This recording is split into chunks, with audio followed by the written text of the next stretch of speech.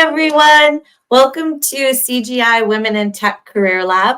Today we are going to talk about how to rock your job application.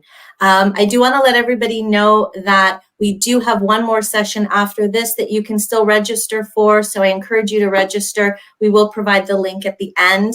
And also, too, if you feel like you've missed something, this is going to be recorded, so you will have access to that at the end as well. A few housekeeping items. We have a absolutely fantastic group of moderators joining us today. Big shout out to my colleagues who are helping, and they're going to be answering your questions, sending us your questions. Hopefully we can get to all of them. I do encourage the audience to share their stories in the chat, share your questions in the chat, make comments. Really, let's make this an engaging exchange. Without further ado, I'd like to introduce myself. So if we could go to the next slide, please. So my name is Yvonne Hale. I've been in recruitment for over 15 years.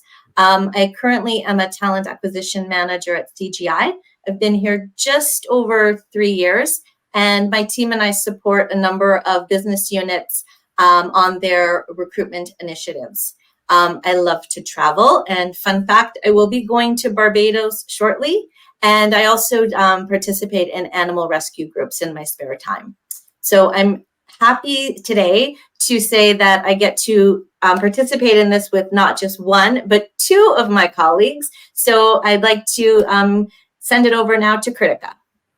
Thank you so much, Yvonne. Welcome, everyone. My name is Kritika Menon.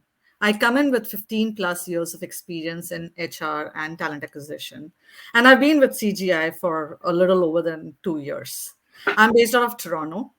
I strive to bring empathy in my work, which helps me connect and collaborate with people on a much more human level. I am a mother to a 9-year-old. Oh, he's going to be 9 years old on March 16. So it's definitely been a very exciting week for me. Happy birthday, Sid! Happy birthday, Sid! Madhu, over to you. Thank you so much, Kritika. Hello, everyone. I'm Madhu Parmar, a senior talent acquisition partner with over 10 years of rich experience in IT recruitment area. I'm from CGI Toronto location, and I'm completing my 3 years journey soon at CGI. In my personal life, I'm a proud mother of a teenager boy who's in grade 11 and who I cherish deeply. Despite our disagreement, you know how the teenager's mind is, and I'm sure some of you can relate it.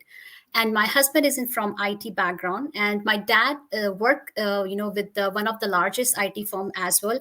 And I'm working with one of the IT consulting company here at CGI. Regardless of our family history, my son choice is not to going to IT industry, and he wants to pursue his career in electronic field.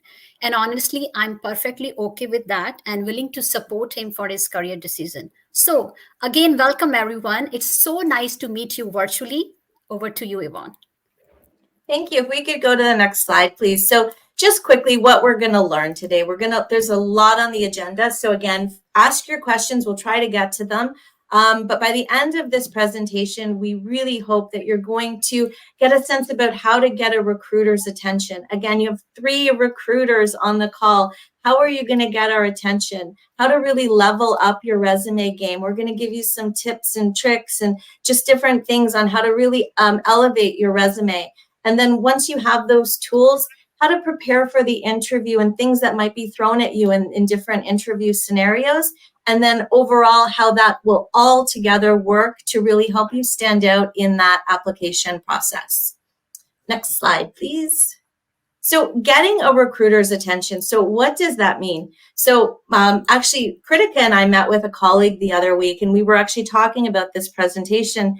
And what came up was what our colleague said, an easy way to look at it is to act like a candidate, but really think like a recruiter. But what the heck does that mean, think like a recruiter? Well, to think like a recruiter means to view the job search process from the perspective of the person that's doing the hiring, that's part of that hiring process. It involves understanding the needs and the priorities of the employer, sort of anticipating what criteria that you might be evaluated on, and to really envision yourself and if you feel that you would be an ideal fit for the role. So in that, You're going to be thinking of things like company culture, team dynamics, long-term goals. Does it align with what you're looking for? It also involves being proactive, resourceful, empathetic, just in navigating that whole recruitment process. So that's sort of what we were going to be touching on today, just how to get our attention. And so when you think of things like identifying skills, experiences, qualifications, utilizing applicant tracking systems, everything like that. So if we can go to the next slide. So in this, what we want to do, sorry, if we can just go back one, please. If we just go to leveling up our resume game. So what leveling up the resume game is not just putting the basics in your resume. You really want to elevate it. And I won't touch too much on this because we're going to get into it as we go into our discussion. But when we think of leveling up our resume game, think of action words. So when we think of what we've done, so were you innovative? Did you spearhead something? Orchestrated, mentored, collaborated. Think of all those type of action words that really allow someone to know what your skill is and to really level up that resume game. So next slide, please. So Kritika is going to take over here on the resume building blocks. So we all know how to create a resume, right? I mean, today we are talking about how do we make our resume stand out. And for that, I'm going to give you a very simple analogy of a newspaper. And I know you've been smiling. It's 2024 and we are still referring to a newspaper, but aren't resumes a lot like newspapers? You pick up a newspaper, you skim through it first and read only if some news interests you, whatever you read. So if you have a resume next to you, pick it up, fold it in half and like a newspaper and read the top half of your resume or a newspaper lingo above the fold. Does the top half of your resume, which is called the summary, does it highlight your key skills, achievements, your relevant experience to encourage the reader? And in your case, the hiring manager or the hiring team to read further. I always say this, your resume steps foot inside the target organizations even before you do. Hence, your resume should be strong enough to advocate that. A resume should be interesting. A summary should be interesting enough to intrigue the hiring team to read further. You see some points on the screen. Hence, I'm going to give you quick tips. Skip your address on the resume, add your location. Add your LinkedIn profile link, GitHub link if applicable. Check the job description and add relevant keywords so that you can clear through the ATS systems. Tailor your resume based on the jobs that you apply. I remember somebody asking in the previous session if I need to change my resume for every job that I apply for. You don't need to change it. You just need to tailor it based on the role that you apply for. Of course, if you have the necessary experience in that particular aspect. And like Yvonne said, incorporate action verbs in your resume. Quantify it as and when you can. Use a simpler, easy to read resume format with fonts like Arial and Calibri. Which brings me to the final point of proofreading. And I cannot stress it enough how important it is to proofread your resume. Because we see as recruiters every single day, resumes getting rejected just because of this reason. And at the end of this slide, actually, I have a question for you, Yvonne. No, I don't want any questions. It's too early. No. We have this ongoing debate on the ideal pages of for a resume, right? I mean, what are your thoughts? Should it be one pager? Should it be 2 pages? Yeah. What is your? I mean, I get asked this question a lot. You get asked this a lot. We get asked this question a lot. My situation is a little unique. I live in Ottawa. Ottawa is a government town. A lot of our clients are federal government clients. A lot of the positions that we're putting candidates on are project-based. And so the resumes that I often see for candidates can be up to, like, I've seen 20-page resumes. It's very, very detailed. It's very project-based. And we need those resumes to submit to the client to show the skill set. On the other hand, when it's non-government, I like to stick to the 3-page rule, maybe max 3-page rule, 2 3-page rule. But I think it really depends on the area. It depends on the position. It depends what you want to highlight. So yeah, I haven't answered your definitive question, but I think it depends on the situation in my experience. And I don't know if your experience is different. I agree with you, one. I mean, I think even I recommend like 2 to 3 pages, and but the most important thing is the summary. And again, government jobs have require more information, so it really depends for which role. But I agree with you on that. Perfect. We Perfect. want to Let's go go to to the the next next. slide.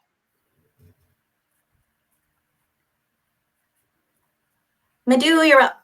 Hi, thank you, Kritika and Yvonne. Yeah, so sure, there is some common mistake, we can avoid while we are searching the, jobs. I think I would say do not neglect the spelling, grammar, and errors. It's very important how you're putting your first virtual appearance, and and maybe your competitors for the job more likely to submit a perfect resume. That means other candidate might get chance over than you, or maybe there will be chance where the word has spelled wrongly and incorrectly in your application or in your resume. That might the application tracking system fail to catch it. Could be any several reason. So make sure that strive for accuracy in spelling and grammars. It reflects positively on you and your job application. Generic resume is the one like which is not a crafted one. Basically, it is the one resume which is one size fits to all approach.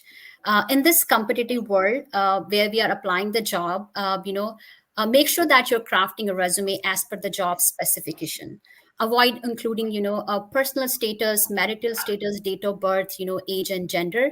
And most often, I received a resume on daily basis, where I see the exact content which is in the job description have copied from job description to the resume, and I don't think so. It will enhance the chances, but unfortunately, in a conflict, it will give a very less favorable impression about the candidate. While it's important to craft the resume, but it's also important to know what we are putting in our resume. It's all about your first impression through your resume. And quantifiable achievements are the evidence that you have delivered or managed a finance or sales related project. So if you have managed finances, increased profit or reduced a cost, make sure you're putting those numbers and percentages in your resume. One of the resume I wanted to share, I liked with the explanation where candidate has mentioned she supervised a major project and delivered a project 1 week ahead of schedule. So she included, the project timeline, budget, numbers, and percentages. So that finally caught my attention since that position was a project manager position, and she took time to reflect her quantifiable experience and crafted a resume accordingly. That single effort can take your job application to the next level. Remember, using specific number that demonstrates your impact and sets you apart from generic applicants. And irrelevant information, unfortunately, recruiter and managers, they don't want to see a lengthy and irrelevant resume, not for the client, like as Yvonne mentioned, for the government client. I'm talking about general applications. So make sure that you have a 2 to 3 page only. Make sure your prioritizer details specifically demonstrate your suitability for the job. And I want to mention here that recruiter may have hundreds of resume daily to see. So concise detail in your resume is the key to get recruiters' attention. Now I'll pass next to Wow. Yvonne. So before we get into the employment gap, we have a number of questions that have come in. So we're going to try to take them in sequence as they come. So how crucial is a summary, especially when aiming to keep the resume to one page? So I don't think we need to keep the resume to one page. I think we can keep the resume to 2-3 pages. But does anyone have a preference on who wants to answer this, or? Yeah, I can answer here. Definitely, it's very important to put your summary depend role to role. For example, if I'm hiring for the technical, position, I want to see their skills and the domain and their experience. But if I'm hiring for the position which is more on the business side, I want to see the person's, the project they handle and the summary, and the project details and everything. So it depends which job you're applying, but definitely the summary will help your job application. I think that's great advice. One of the questions I'll take here, because they know it's near and dear to my heart, is how to reach out to recruiters on LinkedIn, and is it a good idea? 100% reach out to recruiters on LinkedIn, but I think the way that we're reached out to on LinkedIn can make it more effective than not. And so what I prefer, if someone is reaching out to me on LinkedIn, I prefer they say, "Hi, how are you? I went to your profile. I see that you work at CGI. I went to your careers page. These are the things I'm interested in." That's a really great way to open the door, right? To open the door. With me, I have a little bit of a quirky sense of humor. So if you want to throw a joke in too to get my attention, I'm all open to that. One way that I will tend to not reply right away is if you send me your resume and go, "Here, find me a job."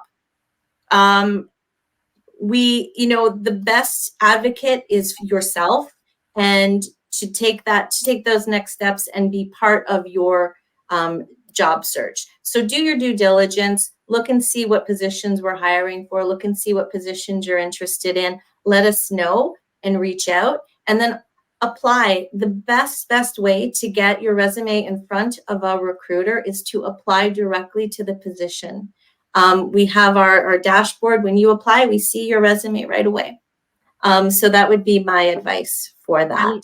I'll want to chip in on that as well, Yvonne. Make sure to get on the names right. Yes. I've so many times seen myself being called Kirtika, Kristika, and so many different names, or even by my last name. So just go copy my name from my profile and just paste it. That's as simple as it is. And as Yvonne said, yes, first apply on the role and then reach out. And there could be different recruiters like working on those roles. So we will try and reach your messages and reply, but first is to apply on those roles. I think that's really great advice. I think we'll take one or two more questions and we'll try to get to the rest of them as we go. Do most employers use ATS, and how to make sure that resumes pass through ATS and reach the hiring team? I can Okay, say go a ahead. little bit. A lot of employers use ATS. Not necessarily every employer use ATS. So it's important. I think the most important thing in your resume are your keywords. So it's very important to be able to incorporate it and try and spread it across your resume, including your summary, your experience, and other details. And again, that comes to the next question as well, which is on mistakes. For example, if there is a certification that you're trying to write there, and if that is spelled wrong, it is a very, very big mistake because your ATS will not catch that. So it's important that you capture your keywords and then make sure that you're doing a spell check at least, just to make sure that there is no spelling errors per se. I can And add. I'll just answer the one. Go ahead. Yeah, for the application tracking system, definitely your resume should be friendly for both for the recruiter and for the application tracking system. Definitely the application tracking system catch the keywords, but there is a human mind behind that. Who's reading your summary, who's reading your quantifiable achievement, who's reading which domain you have worked, who's reading your time frame, where the time you work for this time to this time. Those are the things application tracking system will not recognize. So your resume should be friendly for both people and application tracking system. And I think those both of those answers ties into our final question, which has already been answered. So someone wanted to know who reviews the resume when we apply to LinkedIn and or the job portal. Is this ATS or the hiring manager? So when you apply either via LinkedIn or you apply via our careers page, your application will go to the recruiter looking at it. So it goes to an actual person looking at it, and we open the resume and we see your resume and see, and then from there we match and see if you're a fit. So an actual person does read your resume. It's not, automatically filtered into different buckets. So we do that. So we're going to stop here with questions for a bit. We'll keep going as we go. I think this is a good tie-in to one of the very common questions that we get asked is, what if I have an employment gap? How do I deal with it? Do I deal with it? So I'll speak from my own personal experience. I like when people address their employment gap, but that doesn't mean that I'm, being intrusive on what they've done during that employment gap. I use it and I think of it as a really great way to learn about somebody and to create a conversation. So Madhu and I were talking the other day about this, and what should people put if they have an employment gap? And she came across a resume where someone put they were a full-time dad. So you could put you're a full-time dad, you could put you're a full-time mom, you could put you're on a career break, you could put taking a break, or I'm spending this time actively looking for employment. I'm spending this time, I decided to take a 3-month trip and go away. For me, that creates conversation. And when I can have a conversation with someone, I can learn about them. And when I can learn about them, I can start picturing them in the different roles that I have. And don't negate a career break as not having that professional experience. When you look at someone who maybe took a month off to travel, that shows me that they know how to do planning. They're open to new ideas. They're open to meeting new people. They're maybe getting exposed to different languages. So it really creates that sort of conversation that allows me to get to know someone. Again, you can also put things here. We have professional development, networking. Did you volunteer anywhere? Were you upskilling? Were you taking courses? So all of those things can really show us how to address the employment gap without it feeling like intrusive, where you have to kind of explain, oh, maybe I, wasn't working and I was doing this. I think all of it lends to a conversation. And so if that question does come up, I would say address it, but address it in a way that you're comfortable with. So whether you want to put you're a full-time mom, whether you want to put you're on a break, or whether you're just like, I just needed time off. I just needed some personal time. I don't think anything is wrong with that. And I certainly don't penalize anybody when I'm reviewing their resume. I'm looking for the skill of the person and if they have the skill for the job. I'm not as concerned if they have a career break in there. And so if we could go to the next slide. So preparation is key, and that's for Kritika. Thank you, Yvonne. So we prepare for everything, right? I mean, even while we were getting ready for this presentation, we did our preparation. So preparation is definitely key, and that sets you apart from the competition. One of the main things that I normally refer to is know your resume. You need to take some time to thoroughly familiarize what you've written in your resume, and do not add keywords or experiences that you cannot explain or cannot remember, because that at the end impacts your authenticity. We see this several times when candidates are unable to explain their experience that they've added to their own resume. The second point is researching about the organization. Know their products, their services, their major competitors. Look up on their company website, press releases, news articles, etc. Set up company alerts so that you receive regular updates from the organization. Keep updated with the latest trends and technologies. And if you can read up on their company's values, and if you can try and align it with yours when you're talking during the interview, that would be a great extra step from your end. Study the job description, understand what they need, prepare questions based on that. If you can, go ahead, do some mock interviews, either in front of the mirror or just alone, or in front of a friend or a trusted mentor or whosoever.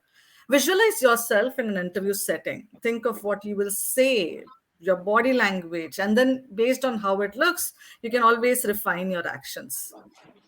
Think and rehearse your responses, because that helps you reduce nervousness, and you tend to grow more confident when you've done a lot of preparation and practicing.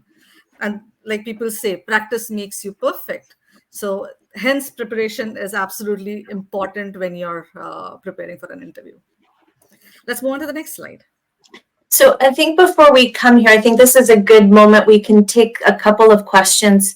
Cover letters. Cover letters are mentioned as optional in most cases. Do we need to include them as a rule? And a quick format idea would help. Any thoughts on cover letters from our esteemed panel that we have here? Sure, I can talk about that. I would say that in some time I do care about the cover letter, and in some point I do not. I would be very honest. For example, if the person is newly immigrant, from different country to Canada, I definitely would like to see the cover letter, how they are putting their summary, and how they are, saying that they are valuable and can be more, suitable for that position, and what status they bring to to work in Canada. Most of the time when I see people, they want to do work, but somehow some situation they don't have the work permit, to work legally in Canada. So in those situations, when the person is new to Canada, it's nice way to put the cover letter and give the hiring manager and the recruiter know about your little bit which is not in the resume. I have a little contrasting answer here. Yes, cover letter is great, but for me, the resume matters the most. And I think, as I said, like the summary is the first thing which I end up looking at anybody's resume per se. But if you end up adding a cover letter, I think make sure to mention the person's right name, the right organization again, and if you can add a little more personalized note, that would be appreciated, rather than using the same cover letter for everything, because then it ends up almost looking very robotic. But in my opinion, I prefer just the resume. And so I'll put my 2 cents in. You should never get 3 recruiters on a call together, because we're all going to have different opinions. I actually like the cover letter. I do read it, but to your point, Kritika, 100%, cater it to the position that you're applying for. I've seen more cover letters than not that say, oh, I'm super excited to be applying for your Java developer role. And it happens not to be my Java developer role. It might be a different position. So make sure to send the cover letters for the specific position. Again, citing the right company. I work at CGI. I've received many a cover letter that say I can't work for company X, and it doesn't mention CGI. So just be really mindful of that. I personally I like how everybody sort of explains their own story, right? So that's why I like cover letters. But again, use the tips here to make sure that that they are. And there's a couple of questions in the chat, but we are going to be getting to, the best way to do follow up with recruiters and stuff. So I'm going to hold off on answering some of that. And then we're going to go just into the next segment of this presentation. So here, ready, set, interview. In this segment, we're focusing on the actual interview, where you finally, you're going to meet someone from the company. This is where, this is the most anticipated moment. You're going to have interview questions. You need to prepare your responses and showcase your skills, and make sure that they align not only with the company's goals, but also with your own. And so whether it's face-to-face or virtual, this is the day that you really get to showcase your skills. A quick tip I would like to say here: if you are uncertain about maybe it's your first interview, or your first interview for a role or a new role, or you're just nervous, use Google, use AI. Commonly asked questions for a project manager, commonly asked questions for a data engineer. Not to say we're going to be asking those questions, but it can kind of just help you prepare. Maybe pick five that resonate with you, and just sort of have those prepared. And I think that also makes you less nervous, and it also makes you feel more prepared. And so that's what we're going to get into in the next segment of this. Thank you, Yvonne. So pre-selection interview, here recruiter can ask very basic question, like your skills, motivation, and your interest, etc. This is the very first call to know more about the candidate beyond their resume, gaining their clarity about their skills, past job duties, and all such maybe some kind of salary related questions, maybe depend on the call. So there in the during the pre-selection interview, there might be chance that the hiring manager feel that candidate does not have the direct experience, but it could be fit for another opening we have in CGI. So and I feel that it all depend how the communication and the conversation happen between the hiring manager and the candidate. So the point is here to try to maintain a polite and positive tone throughout the interview stages. In this way, you will also able to build your professional network slowly and steady. Soft skills are basically are the interviews to evaluate your adaptability to various situation. So soft skills you can only gain with your own professional and personal experience. So basically, the question for the soft skills are designed to assess your personal characteristic and behavior that are not easily quantifiable in your resume, like your communication style, how adaptable you are, how you resolve the conflict, you how your leadership quality, etc. Mostly the scenario based question. So give your time, to give time to yourself to think about all the achievements and the situation you are proud of it. And if you, because of that particular project and situation, you gain some kind of experience in your professional life, try to incorporate in your summary, and that is your unique story about your success which you have gained through your own experience. Hard skills are the interviews are basically the technical test. Employer can give it to you on the same time, on the same day, or can give you to complete in a 1 or 2 days time in a advance, depend. And not all the position required to conduct a hard skills interview. I always tell to candidates, please do let me know how did it go. The reason why, sometimes we understand the candidate might get nervous, or maybe due to some technical difficulties, or for some reason candidate could not give 100%. So I feel in such kind of situation, hiring manager or recruiter should be aware of it, so we can provide a second chance to candidate for the technical test if needed. Here tips to remember that hard skills you can do it to buy certification, online courses, a workshop, or look for a voluntary opportunity where you can sharpen your hard skills by utilizing them. I will pass next Likewise. to Kritika. So the interview with the recruiter is the first step in the hiring process. It helps you a company to understand about you as a candidate, and for you to understand about the organization and the role, and to decide if moving forward makes sense for both the parties. These are normally 15 to 30 minutes long, and the recruiters will ask you questions based on the job description, your background, your interest, your skills, etc., matching to the job requirement. I see a few questions around tell me about yourself, the most dreaded question. Answer these questions within like 2 to 3 minutes, like a elevator pitch. Keep an elevator pitch ready and try to refine it based on which role you apply. We do encounter candidates who actually explain this in 10 to 15 minutes long, which takes up almost half or the entire time allocated for you. So try and be crisp and concise. Focus on key points aligning to the role. Provide specific examples and end on a strong note summarizing your key points and sharing your genuine interest for this role. Try not to deviate from the task in hand. And this could be applicable for all the interviews, not just the recruiter interview, right? And now we have so many resources to prepare for these interviews.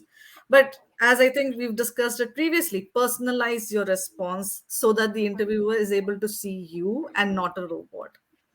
Make sure to ask the recruiter your questions around the role, the next steps, timelines, salary related discussions, and what to expect in the following interviews.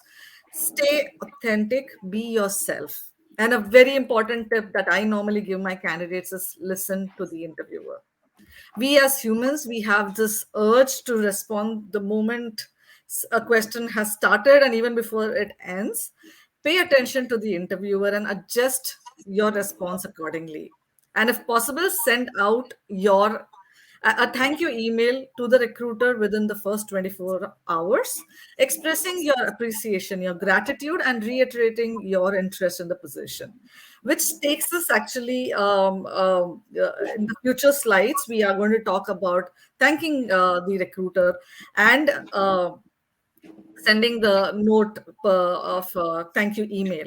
But before that, let's go ahead and discuss about the STAR method. The STAR method is a structured approach to answer behavioral questions, starting with S, situation. Set the scene, talk about the situation or the challenge, and give enough context for the interviewer to understand. T, task. Explain the specific task or objective you need to accomplish. Clarify what is needed or expected of you and why is it important in context to your role or project. A is action. What action did you take to address the situation and achieve the task or goal? Be specific about the steps that you took, including strategies, approaches, etc. And in this case, ideally try and stick to I versus we because the interviewer is trying to understand what did you do in this case. Focus on your individual contributions and then conclude it with R, which is result, the outcomes of your action. Highlight the impact of your efforts, whether it is an achievement, a positive outcome, or even lessons learned. Quantify if possible. This STAR method basically allows you to showcase your problem solving, your leadership, your conflict management, teamwork, etc. And if you are starting new in your career and you are applying for your first professional job, you can always include your volunteering examples from your academic projects, any part-time jobs to demonstrate these skills and abilities. And when you're asked this question, again, you don't have to respond that immediate second. Take a breath, collect your thoughts, try and prepare some star stories. Keep it ready so that you are then able to respond to the interviewer in a much more streamlined manner. Which moves, let's go on to the next slide. So here, I'm just going to stop for a minute. There was a kind of a relevant question that came up pertaining to this. What's the most glaring common mistake you've seen, and what's the smallest mistake that you've seen that otherwise ruined a perfect resume? I can add here. Sure. So I see the resume not just one time, multiple time. The resume and the LinkedIn link there, when I clicked it, it went to the different personality. That was not the original link of the candidate. And when I actually sending email to that candidate, and that email address was someone other's email address. So that was the impression I got it. That was not the resume. It was just copy and pasted from one of the person's colleague or acquaintance, because he forgot to change the email address. So that was the thing which was very silly. I understand everyone wants to know what is the new pattern of the resume, but we have to really make sure that we are giving a detail to those silly mistakes, that we are not changing our email address there, just changing like it's your friend's address is there. So those are the thing I want to highlight, that please make sure that that you're checking that while you're I think that would equate to a glaring mistake, right? A glaring mistake. I'm just going to be really mindful of time because we do want to leave 10 minutes to the end. So maybe here each of us can kind of give one example of a key question to ask during an interview. Kritika, do you want to share one key question?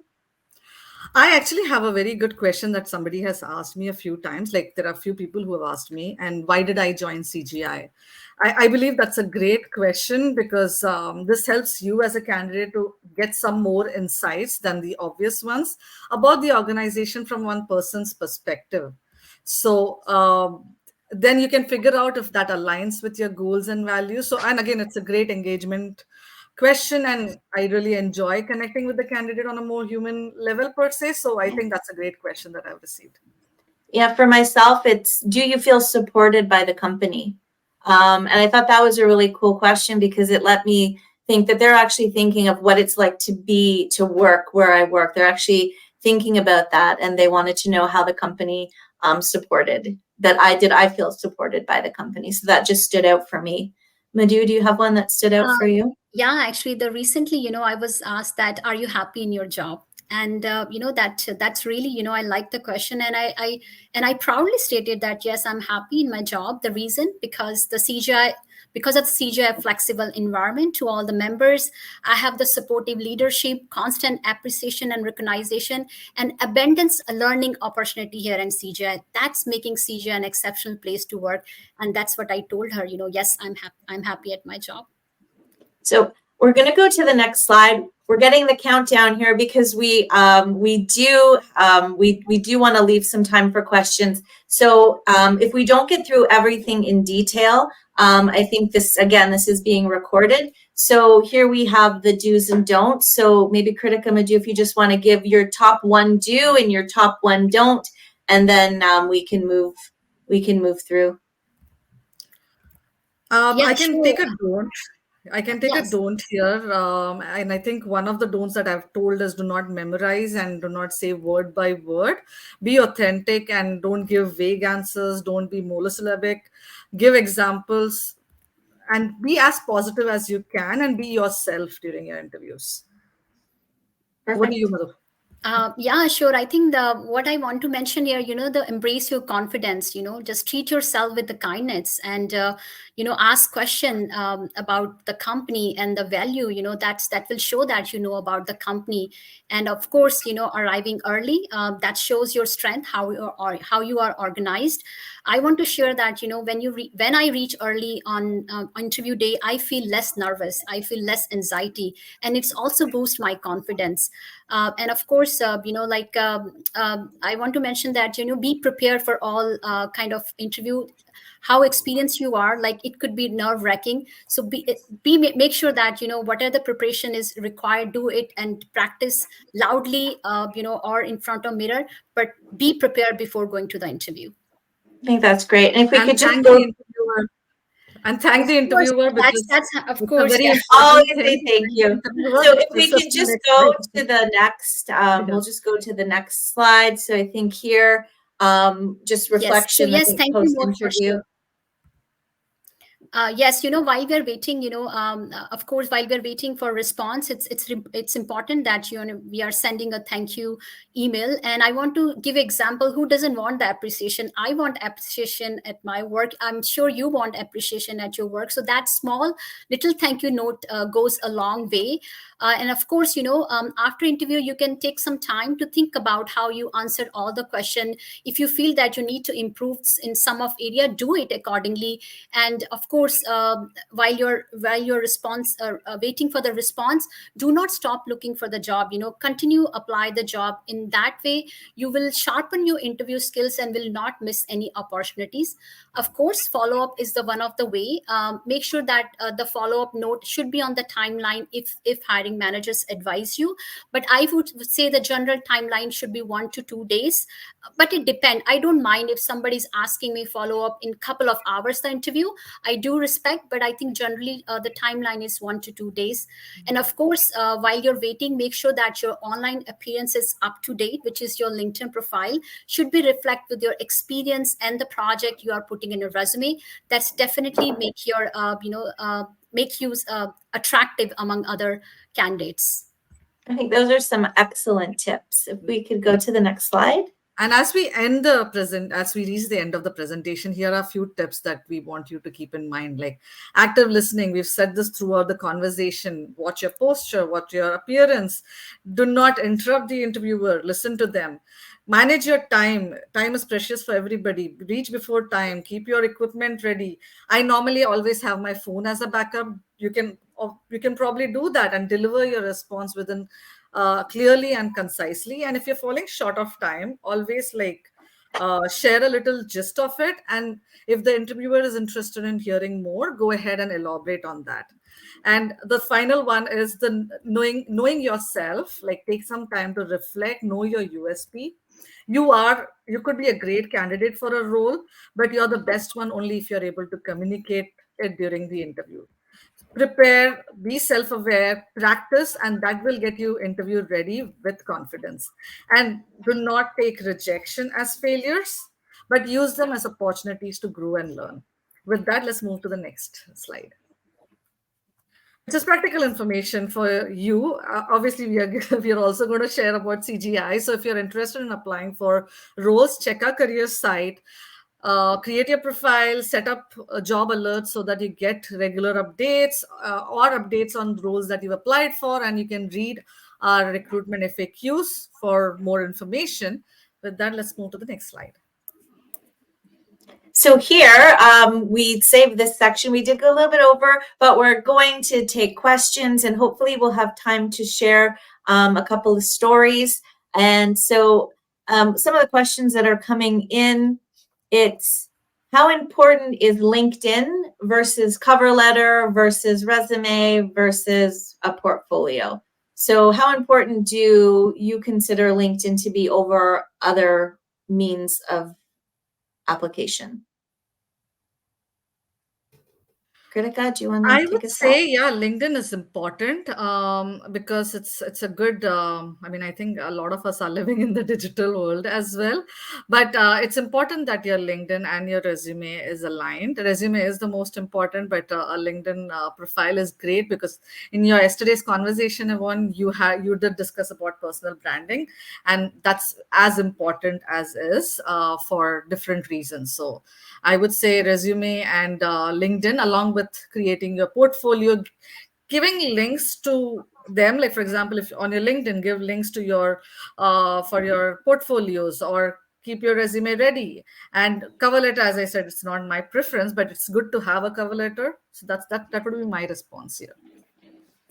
And what I'd like to do, so when we were planning this, both you and Madhu wanted to share a story and about your experience. So if you could maybe start and share one of your stories as inspiration for people applying. For sure. I mean, a lot of people are aware that I'm an immigrant myself, and for a lot of people don't know that I was an introvert back home, still a bit in a lot of places. But when I was moving to Canada, I realized that I needed to break my barriers. And in my head, I'm somebody who plans things, etc. So in my head, I literally adopted the Darwin's theory of survival of the fittest.